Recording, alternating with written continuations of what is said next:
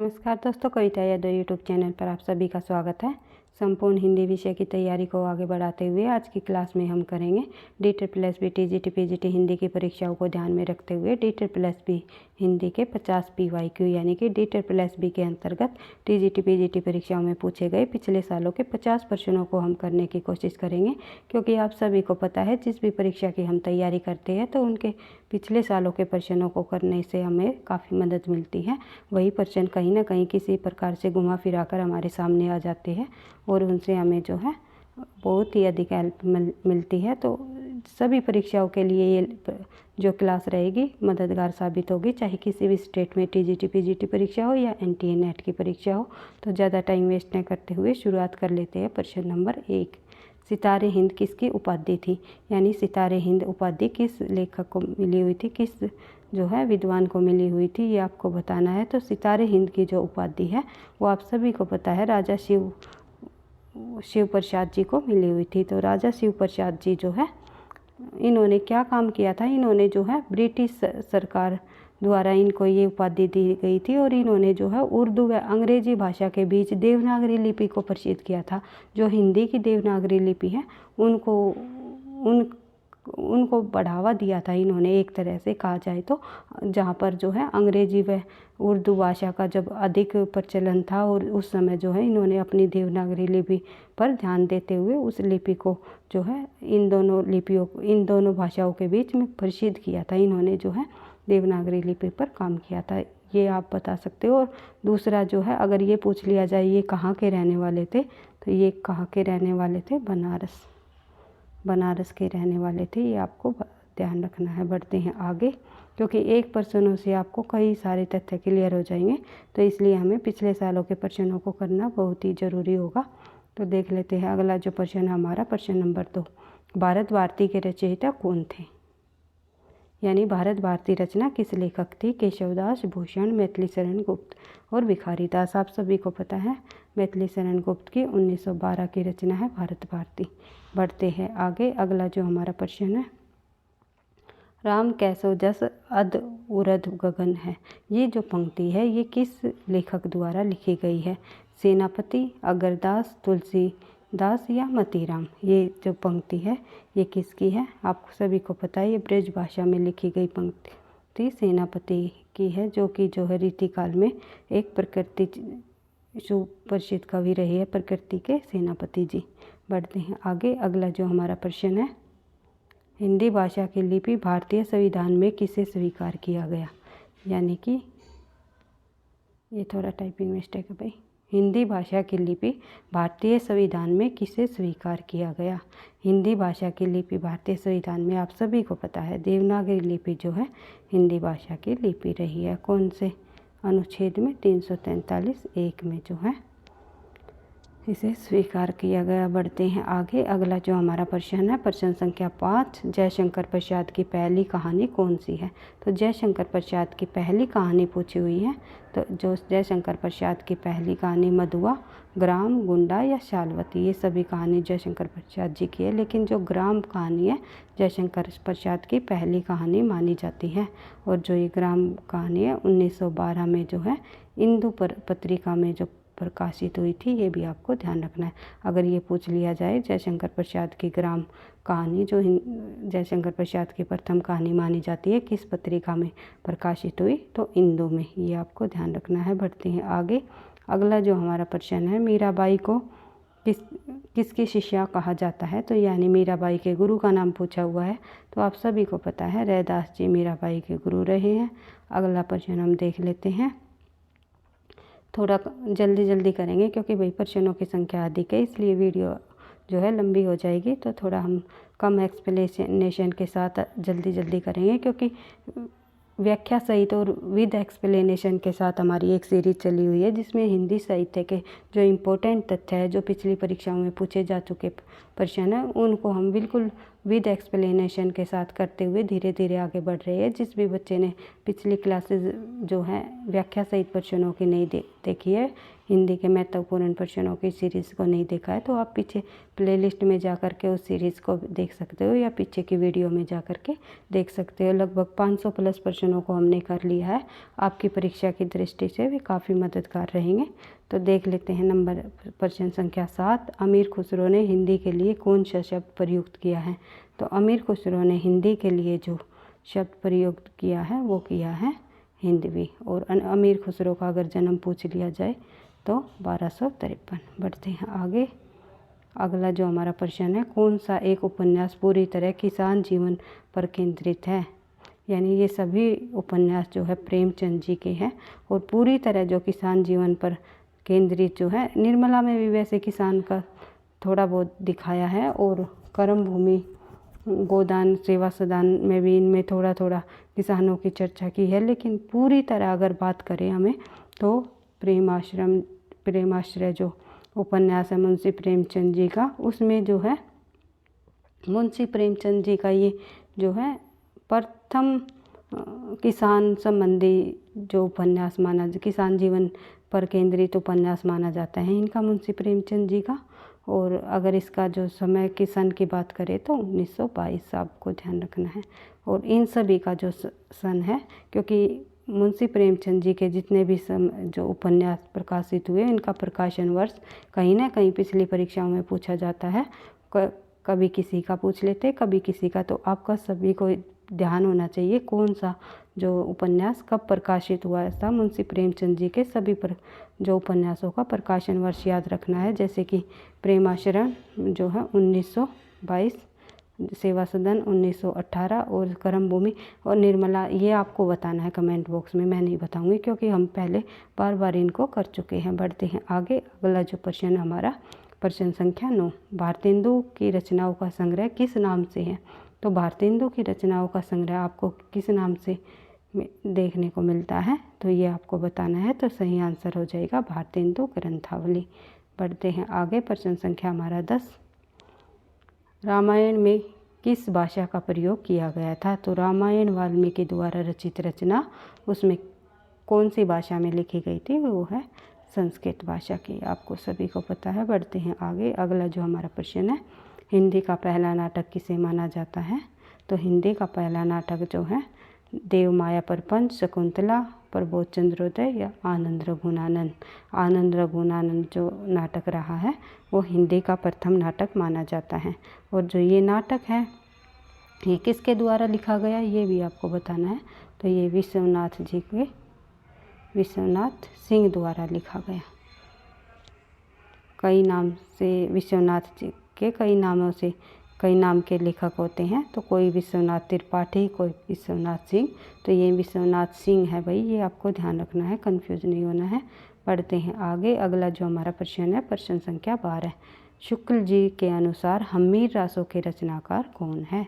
तो शुक्ल जी के अनुसार अगर हमीर रासों के रचनाकार पूछ लिया जाए तो सारंगधर है। वैसे भी जो है बहुत सारे विद्वानों के अनुसार जो है हमीर रासों का रचनाकार सारंगधर ही है, ये आपको ध्यान रखना है। बढ़ते हैं आगे। अगला जो हमारा प्रश्न है, एक सेकंड भाई, कौन सी रचना जायसी की नहीं है? तो सूफी कवि जायसी की इनमें से कौन सी रचना नहीं है? चित्ररेखा भी है, अखरावट भी है, कहरनामा भी है, लेकिन चिताई वार्ता एक कवि हुए हैं नारायण दास, इनकी है आदिकाल में। बढ़ते हैं आगे। अगला जो हमारा प्रश्न, सॉरी भाई, आदिकाल में नहीं, भक्ति काल में। बढ़ते हैं आगे। निर्गुण काव्य धारा के प्रमुख कवि रहे हैं प्रेमाश्रय शाखा के जायसी जी। उसने कहा था कहानी किस वर्ष सरस्वती में छपी? तो उसने कहा था कहानी जो है 1915 में सरस्वती पत्रिका में छापी गई। और किसकी है उसने कहा था ये कहानी? यह है चंद्रधर शर्मा गुलेरी। चंद्रधर शर्मा गुलेरी, ठीक है। उसके बाद बढ़ते हैं आगे। अगला जो प्रश्न है प्रश्न संख्या हमारे 16। भाई माफ़ी चाहूँगी कि प्रश्न संख्या हमारी 15 बीच में ही रह गई। पता नहीं कौन सा क्वेश्चन था तो वो छूट गया। इसके लिए कहीं और किसी भी अगली क्लास में हम उसको इंक्लूड कर लेंगे। प्रश्न संख्या 16 में आ गए, हम देख लेते हैं। विद्यापति ने किस भाषा में काव्य रचना की है? तो विद्यापति ने मैथिली भाषा में काव्य रचना की है। ये आपको सभी का पता है कि विद्यापति जी को मैथिल में पदावली की उनके जो रचना प्रसिद्धि के कारण जो है ये प्रसिद्ध भी हुए हैं। मैथिल कोकिल कवि भी कहा जाता है विद्यापति जी को।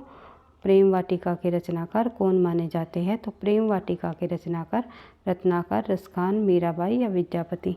तो प्रेम वाटिका जो है रसखान की प्रसिद्ध रचना है। उसके बाद बात करें आगे, अगला जो हमारा प्रश्न है, हिंदी साहित्य सम्मेलन के प्रथम सभापति कौन थे? तो हिंदी साहित्य सम्मेलन के प्रथम सभापति महात्मा गांधी, मदन मोहन मालवीय, धनपत राय, ये राय है भाई, राय। उसके बाद रामविलास शर्मा। तो इनमें से कौन है? तो सही आंसर हो जाएगा इनमें से हमारा बी, मदन मोहन मालवीय हिंदी साहित्य के प्रथम सभापति रहे हैं।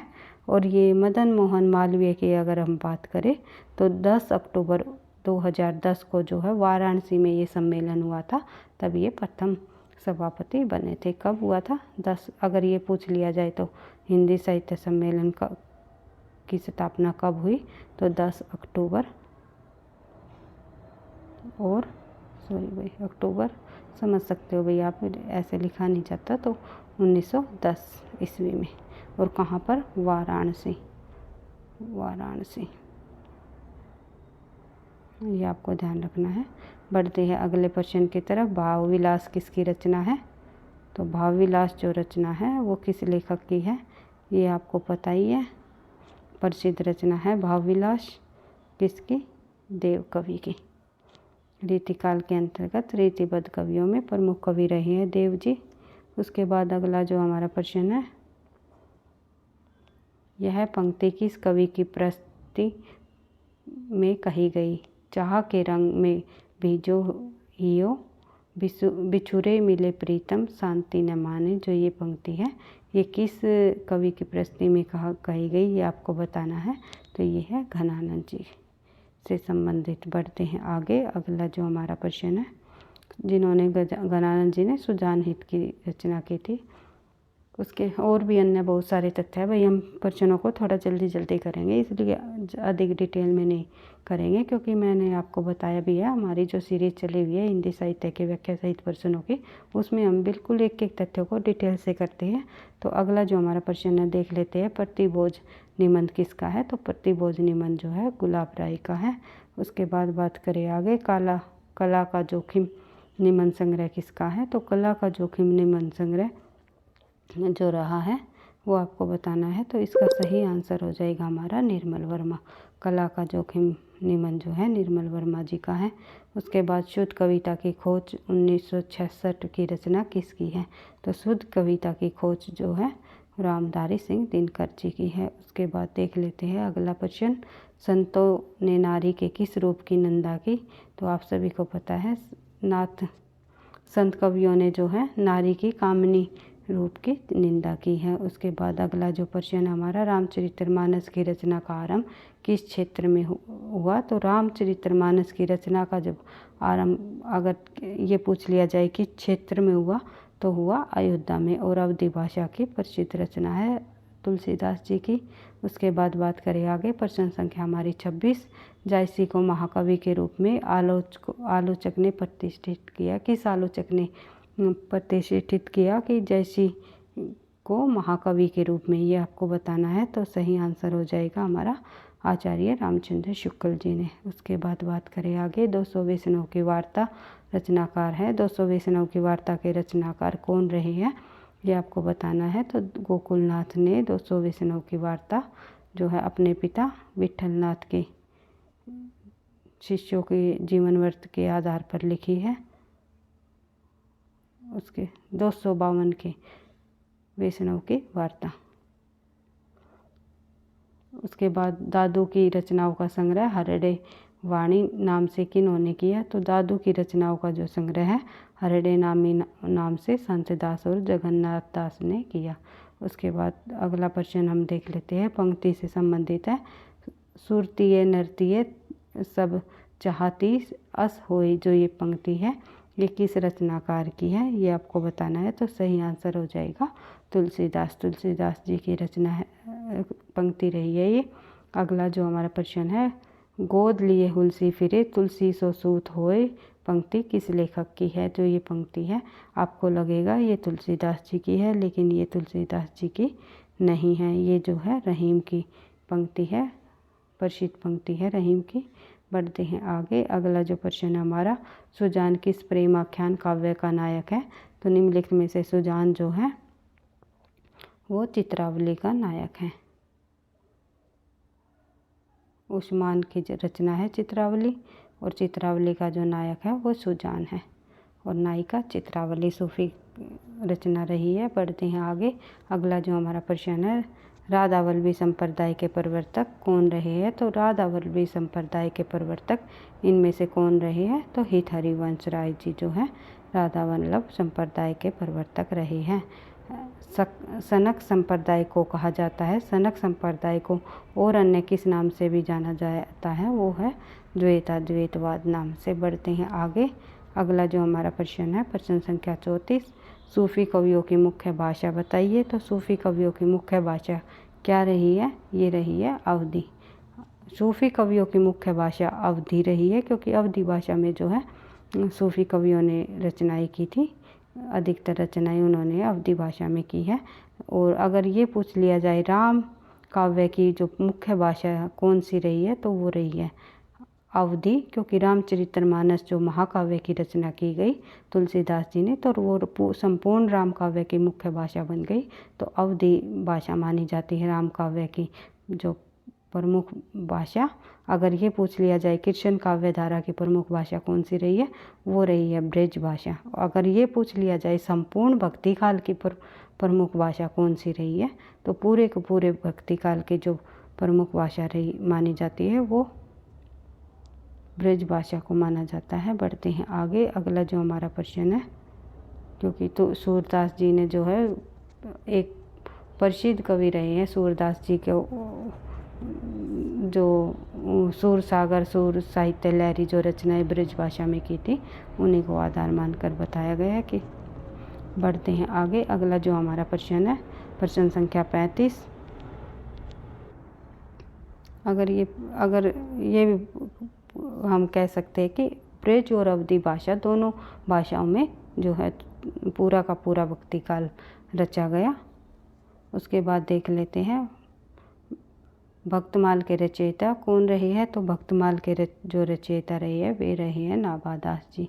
उसके बाद बात करें आगे, प्रश्न संख्या हमारी 36, तुलसीदास जी ने रामचरितमानस की रचना किस पद्धति पर की, किस पद्धति के आधार पर उन्होंने रामचरितमानस की रचना की। तुलसीदास जी ने दोहा चौपाई पद्धति पर। बढ़ते हैं आगे। अगला जो हमारा प्रश्न है, प्रश्न संख्या 37, निर्गुण संत कवियों में सर्वाधिक शास्त्रज्ञ एवं सुशिक्षित संत कौन रहे हैं। तो आप सभी को पता है सुंदरदास जी रहे हैं, आंसर आपके सामने ही था। बढ़ते हैं आगे। अगला जो प्रश्न हमारा प्रश्न संख्या 38, श्री संप्रदाय के प्रवर्तक कौन रहे हैं। ब्रह्म संप्रदाय के, रुद्र संप्रदाय के, सनक संप्रदाय के। इस प्रकार से आप लोगों को इनको कूट में मिलाना है, कौन सा आंसर सही होगा। तो इसमें जो हमारा आंसर सही हो जाएगा वो हो जाएगा हमारा ए, क्योंकि श्री संप्रदाय के प्रवर्तक आप सभी को पता है रामानुजाचार्य जी रहे हैं। ब्रह्म संप्रदाय के प्रवर्तक जो है मध्वाचार्य जी रहे हैं। रुद्र संप्रदाय के विष्णु स्वामी, और निम्बार्क संप्रदाय जो है, एक सेकंड भाई, हाँ, सनक संप्रदाय के जो प्रवर्तक रहे हैं वो रहे हैं निम्बार्काचार्य जी।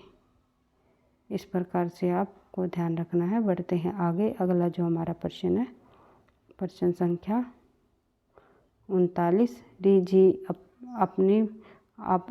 अपनी बूझी पर खींची विचार विहीन, ते उपदेश न मान ही मोह दधी मीन। जो ये पंक्ति है ये किस दोहा दोहा किसका है, ये जो यानी कि कहा जाता है ये पंक्ति किस कवि की है, तो इसका जो सही आंसर हो जाएगा तुलसीदास जी के हैं। बढ़ते हैं अगला जो हमारा प्रश्न है, वैष्णव भक्ति के प्रतिष्ठापक आचार्य कौन रहे हैं, तो वैष्णव भक्ति के जो आचार्य रहे वे रामानुजाचार्य जी रहे हैं। उसके बाद बात करें अगला जो हमारा प्रश्न है, प्रश्न संख्या हमारी 41, अष्टयाम के रचनाकार कौन रहे हैं, तो अष्टयाम नाम से कई लेखकों ने रचना की थी, मैंने आपको बताया ही था। तो इनमें जो ऑप्शन में आपको जो है नाभादास जी मिल रहे हैं, तो नाभादास जी ने अष्टयाम की रचना की है। उसके बाद एक कवि हुए हैं देव कवि भी रीतिकाल के अंतर्गत, जिन्होंने अष्टयाम नाम से भी रचना लिखी, और भी अन्य कवि रहे हैं भाई। देख लेते हैं अगला जो प्रश्न हमारा, प्रश्न संख्या 42, तुलसी चरित रचना किसकी है, तो तुलसी चरित जो रचना है वो किस लेखक की है, रघुवर दास जी की है। बढ़ते हैं आगे, राम को रूप निहारत जानकी कन कन के नग की परिछाही, जो ये पंक्ति है तुलसीदास के किस ग्रंथ से ली गई है, तो आजकल ग्रंथों से संबंधित भी प्रश्न पूछ लिया जाते हैं। ये जो पंक्ति है किस ग्रंथ से ली गई है, तो किसकी है ये भी पूछा जाता है, तुलसीदास जी की किस ग्रंथ से ली गई है, तो जो है कवितावली से। बढ़ते हैं आगे, अगला जो हमारा प्रश्न है देख लेते हैं, गोस्वामी तुलसीदास ने अपनी विश्व प्रसिद्ध महाकाव्य रामचरितमानस को किस भाषा में रचा, तो अवधी भाषा में रचा रामचरितमानस को। मैंने आपको बता ही रखा है तुलसीदास जी की रचनाओं की भाषा को पहचानने की ट्रिक। बढ़ते हैं आगे, देख लेते हैं अगला जो हमारा प्रश्न है, तुलसीदास के गुरु का नाम बताइए, तो तुलसीदास जी के गुरु का नाम आपको सभी को पता है, नरहरियानंद जी रहे हैं। उसके बाद देख लेते हैं प्रश्न संख्या 46, भारतवर्ष का लोकनायक वही हो सकता है जो समन्वय करने का अपार धैर्य लेकर आया हो, तो ये जो तुलसी के संदर्भ में उक्त पंक्तियाँ किन्होंने कही है, पंक्तियों के रचनाकार कौन रहे हैं, तो भारतवर्ष का लोकनायक वही हो सकता है जो समन्वय का अपार धैर्य लेकर आया हो। ये जो बात कही है तुलसीदास जी के संबंध में, ये किस लेखक ने कही है, तो हजारी प्रसाद द्विवेदी जी ने। बढ़ते हैं, क्योंकि कथनों से संबंधित भी काफ़ी सारे प्रश्न पूछे गए हैं, हम जो अपने प्रश्न उत्तरों के माध्यम से निरंतर अभ्यास करते हुए अपनी तैयारी को धीरे धीरे आगे बढ़ा रहे हैं, तो उनमें कथन और पंक्तियों से संबंधित भी मैंने अधिक प्रश्नों को इंक्लूड किया है, क्योंकि कहीं ना कहीं परीक्षाओं में कथनों और पंक्तियों से संबंधित भी हमें अधिक प्रश्न देखने को मिलते हैं। इसलिए जो मैं आपको बोलती हूँ कि निरंतर अभ्यास ही सफलता का राज होता है। बार बार अभ्यास और निरंतर एकमात्र जो है सफलता का राज क्या माना जाता है, निरंतर अभ्यास। ये आपको ध्यान रखते हुए प्रश्नों की बार बार रिवीजन करते हुए आपको तो अपनी तैयारी को आगे बढ़ाना है। कंटेंट को तो समझना है ही, साथ साथ जो है जितने ज़्यादा हो सके प्रश्नों को भी अभ्यास करते हुए चलना है। तो देख लेते हैं आज का हमारा 47 जो प्रश्न संख्या होगी, भीगे हुए यथार्थ से जुड़ी होने से वह अधिक प्रामाणिक है, यह कथन किस प्रकार की कहानी के लिए है। ये जो कथन है ये किस प्रकार की कहानी के लिए कहा गया है, ये नई कहानी का एक कथन कहा गया है। बढ़ते हैं आगे, अगला प्रश्न देख लेते हैं भाई, समांतर कहानी का सूत्रपात किस पत्रिका से हुआ। समांतर कहानी का जो सूत्रपात है वो किस पत्रिका से माना जाता है, सारिका पत्रिका से।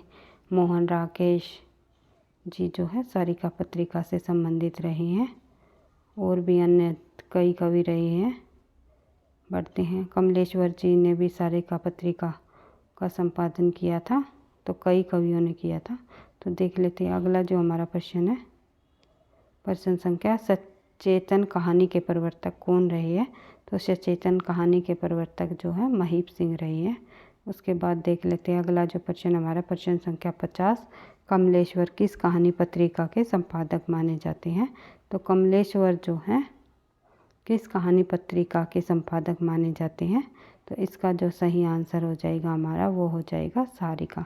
अभी मैंने बताया था मोहन राकेश, कमलेश्वर और भी अन्य जो विद्वान रहे हैं वे सारिका पत्रिका से संबंधित रहे हैं, तो इनमें से जो है कमलेश्वर भी सारिका पत्रिका के संपादक माने जाते हैं। तो इस प्रकार से 50 प्रश्नों को हमने 50 PYQ को हमने DSSB की परीक्षाओं से संबंधित कंप्लीट कर लिया है।